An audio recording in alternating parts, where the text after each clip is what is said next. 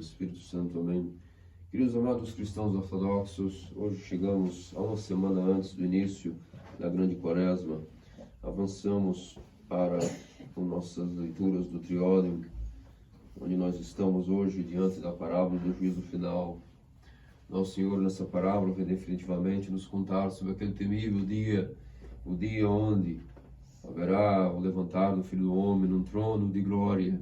Virá sobre toda a dimensão terrestre, sobre todo o universo, sobre todo mundo criado, sentado no trono de sua glória. Na primeira vinda ele veio como um menino humilde, longedouro, longe dos holofotes, nos bastidores do mundo, na obscuridade. Na segunda vez que ele virá para julgar os vivos e os mortos. E como é o juiz justo e os livros serão abertos, tudo aquilo que está escondido em nossas almas será proclamado a todos os telhados pelos anjos. E por isso, nessa simples narração, nós podemos chegar à conclusão de quão terrível será esse dia, quanto terrível será esta memória. Ao mesmo tempo, nosso Senhor virá para consumar tudo de uma vez por todas. E o rio de fogo do seu amor será o que será a nova lei, a lei do fogo do seu amor, que rasgará céu e terra, e todos serão inundados pelo fogo desse amor. Então esse mesmo fogo naturalmente vai separar, pelo seu efeito colateral, é um fogo imaterial, místico, é o amor de Deus, sua energia incriada, a energia que criou o mundo, a energia que perdoa pecados, a energia que deifica, mas também a energia, como já não há mais tempo, é a energia que queima impurezas. E como não há mais tempo de se livrar de impurezas, não é que Deus punirá ninguém. Isso é uma visão que não existe, nem existirá. Não é punição, é consequências. Consequências daquilo que nós mesmos não fizemos. A remoção das impurezas. E como o fogo purifica tudo o que toca, aquele que não foi purificado antes por esse fogo através dos sacramentos, terá que ser purificado naquele momento. Só que como não haverá mais tempo, e como não há mais tempo, é algo terrível, não tem tempo para voltar, significa que não haverá mais arrependimento. Sem arrependimento, o corpo não muda, a alma também não. Logo, a impureza nossa será eterna. E se a impureza eterna está banhada pelo rio de fogo eterno, haverá um ranger de dentes, um fogo e uma agenda eternos. Mas esse mesmo fogo é o fogo do amor. O fogo que Deus criou. Deus não tem como contradizer-se e de amor passar a ser ódio ou condenação. É um juiz justo no sentido que eu estou vos narrando. Qualquer menção que o Ocidente se acostumou com a menção pictórica de uns carneirinhos voando pelos céus e demônios fritando daquilo que seria tridentes, isso é apenas uma figura muito reduzida, no verdadeiro sentido real, do que será céus e infernos, uma vez que novos céus, na verdade, e os infernos, porque na verdade o céu e terra passarão. O céu que nós iremos ter aí é justamente o que estou falando, o fogo do amor de Deus, que para aqueles que estiverem sem impurezas, esse fogo será céu. Por quê? Porque será um fogo que apenas aquece e ilumina. Mas já que a pessoa, talvez, não teve tempo de tirar a sua impureza, o fogo, mesmo o fogo que foi para a direita, é o fogo que foi para a esquerda. É o fogo que absorverá tudo e todos. E naturalmente, quando isso ocorrer, aquele que tem pureza, infelizmente, será queimado também na eternidade. Então, meus amados cristãos ortodoxos, nosso Senhor nos diz que, tendo em vista esse cenário, é ao mesmo que dizer que um pastor separou ovelhas de cabritos. As ovelhas iam para a direita, os cabritos à esquerda. As ovelhas simbolizam aqueles que foram salvos. Os cabritos, aqueles são os pecadores não arrependidos, os pecadores que, infelizmente, na hora dos livros abertos, os livros significam as almas. Os anjos vão proclamar o que está escrito em cada alma. Isso significa os livros abertos. O livro da vida aberto é justamente o livro da ciência de Deus, que mostra e revela tudo e a todos o pecado de tudo e de todos. Naquele momento nós veremos que não importa o pecado de ninguém, só importa o nosso próprio pecado. E nós estaremos envergonhados, nosso próprio pecado está sendo colocado em público para todos verem.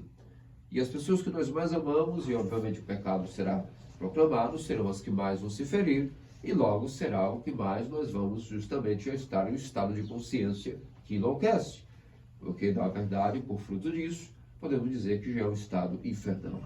Isso na verdade já começa aqui até na terra, quando nós magoamos nossos pais, magoamos nossos filhos, nossos entes, nossos cônjuges, seja quem for, nossos amigos, nossos primos que brincamos na infância, quando nós magoamos, para nós cristãos ortodoxos, especialmente, quando nós magoamos nosso pai espiritual, nós vemos que depois que passa o momento da explosão e olhamos para o olhar do nosso pai espiritual, o olhar da pessoa que nos convive, etc., obviamente esse estado é muito pior, como explica Santo Isaac o Sírio.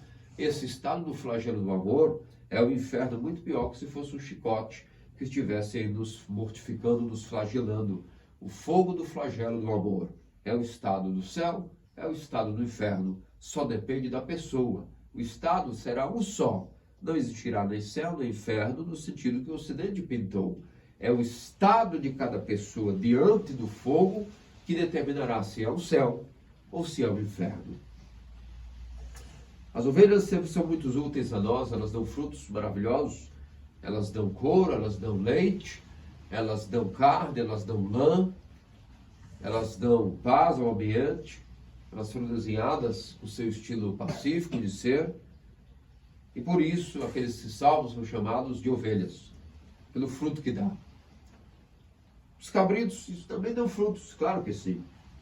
Só que são muito problemáticos em relação à lida, ao manejo.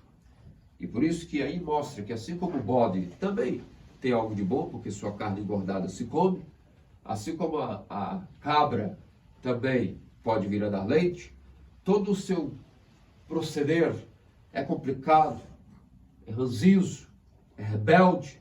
Então esses frutos, na verdade, mostra que qualquer pessoa, na verdade, o bode significa que qualquer pecador também terá coisas boas, que na verdade um pecador não tem só coisas ruins, é que a sua personalidade, sua mentalidade é não arrependida, como do bode e da cabra, que são indomáveis praticamente. Não são mansos por natureza, como as ovelhas. Podem até ficar mansos, sob grande domesticação e doma. Mas a natureza do bode, a natureza da cabra, é rebeldia. Ainda que tenham os seus bons frutos, como leite e carne, são problemáticos, são rebeldes.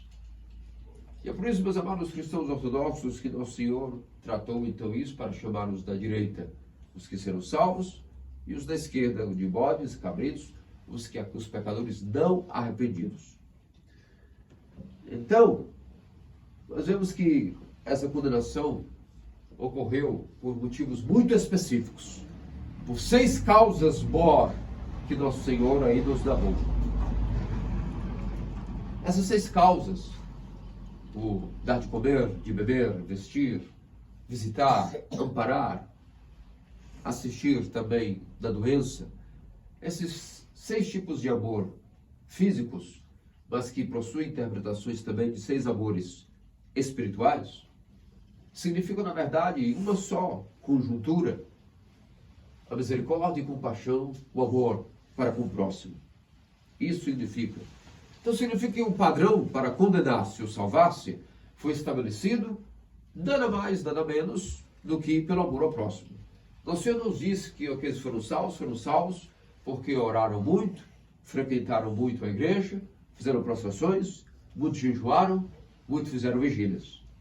Nosso Senhor disse que foram salvos pela compaixão, o amor e a misericórdia pelo próximo.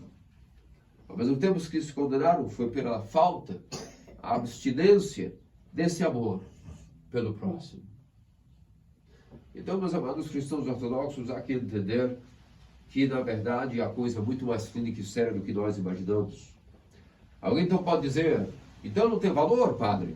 Essas coisas que nós fazemos todas, o asceticismo, a mortificação das paixões, o dar esmola, a caridade, a benevolência, a paciência com as pessoas, essas coisas todas nós vamos tentando, que através do jejum, da oração, das vigílias, das prostrações, do ficar sem comer, do não dormir, do correr para dar esmola a quem possa. Isso não tem valor então, já que importa só é a compaixão e misericórdia pelo próximo? Vamos entender bem o seguinte, vamos clarear bem as coisas. Essas coisas, claro que possuem importância, claro que sim. Elas estão, na verdade, como um meio. Uma figura terrível, vos narrarei agora a respeito disso, do que significa nossa alma. Imaginemos a própria árvore. Uma árvore que, na verdade, cresceu, foi bem adubada, bem irrigada, ela cresceu, e ela está cheia de frutos e está frondosa. Muitos de nós, cristãos ortodoxos, possuem esse estado. Devido à fé, devido à conduta da doutrina, nós até temos algumas supostas virtudes. Mas a verdade, o que uma árvore tem que dar não é apenas folhas. Que ela esteja cheia de folhas é algo óbvio, senão ela não respira, senão ela não produz energia. O que se espera de uma árvore não é ela cheia de folhas, isso é ser uma árvore já. A árvore existe pelo fim de dar frutos. E a nossa alma, às vezes, na própria ortodoxia, no conhecimento da verdade, ela vai ganhando folhas, ela cresce frondosa. Ela até possui virtudes, por assim dizer. Mas os frutos não são os frutos que Deus espera para que faça a colheita de alma para a direita e nos leve ao reino dos céus. Então, essas folhas são exatamente isso, uma alma adornada de jejum, de oração, de vigília, de frequentar um templo. Mas os frutos esperados por essa pessoa que, assim como a árvore para dar fruto, come no solo com raízes, o meio. As folhas servem para captar energia solar, o meio, para produzir o fim, que são frutos doces e agradáveis aos olhos de Deus e dos homens. Assim também uma alma que jejua, as suas folhas, está aí ganhando poder espiritual e graça, assim como a alma que dá esmola, que frequenta o templo, que frequenta os sacramentos. Isso é a vida interina de uma alma. Mas tudo isso são meios para que possamos adquirir os frutos de nossa salvação. E quais são esses frutos? Esses frutos são a paciência, a compaixão, a misericórdia, a benevolência, o amor ao próximo. Porque é da misericórdia para com o próximo que nós encontramos, na misericórdia, da caridade misericordiosa, das obras de misericórdia, se encontra o amor ao próximo. E é no amor ao próximo que se encontra o amor a Deus. Como dizia São João Teólogo, filhinhos, amai-vos aos outros. Porque é muito estranho que uma pessoa que ama a Deus não ama o seu próximo. É muito estranho porque é um mentiroso. Como poderá amar aquele que não vê, se tão pouco ama aquele que vê? Nisso reconhecereis que sois meus discípulos, segundo amardes uns aos outros. Disso nosso Senhor e Deus Salvador, Jesus Cristo. Então toda a nossa vida espiritual nós vimos até hoje, nesses domingos do triódio, como jejuar, não ser um fariseu, chegará ao seu cume. Domingo que vem vamos ao domingo do perdão. Hoje estamos fazendo mais uma lubrificação, mais uma limpeza da nossa mente, nossa consciência, para entendermos o seguinte: ó cristão ortodoxo, escute, se tu jejuas, tu comungas, tu dás o dízimo, tu corres para dar esmola na rua, tu atendes aos ofícios, tu lês no coral, tu cantas, tu celebras como sacerdote, tu oficias como bispo, tu és o sumo sacerdote, seja o que for, não importa o teu ranking, não importa a tua amizade, a tua influência. Naquele dia do juízo, a única coisa que importará, e mesmo na nossa vida já aqui e agora, no juízo que nós devemos fazer mentalmente, existe o juízo final e o juízo mental. Sinceramente, eu não sei qual o pior. Porque se o mental diário já é estarrecedor para aquele que medita na morte, imagine o que nos espera quando vier tudo de uma vez só, a consumação dos séculos, onde todas as nações e gerações que já viveram e estão vivas, todos os impérios, todos os seres humanos e as hordas dos seres filhos de Adão, todos ressuscitarão em um só estalar de dedos, e todos em um só momento estarão diante do justo juiz que virá à meia-noite, como ladrão, e naquele momento, como relâmpago, todos veríamos nossos pecados abertos como filme, andando e sem parar sobre o nosso intelecto. Isso já ocorre naquele que pensa na morte. Isso ocorre constantemente naquele que tem um bom pai espiritual e que confessa e mantém a comunhão em dia, põe para fora os seus sentimentos e vive até trabalhando em lágrimas de arrependimento, de picada, a sua oração de Jesus, volta e meia, travada por aquilo que lhe invade com a memória de seus pecados, a lembrança da morte ou a lembrança do juízo. Então, o que ocorre é que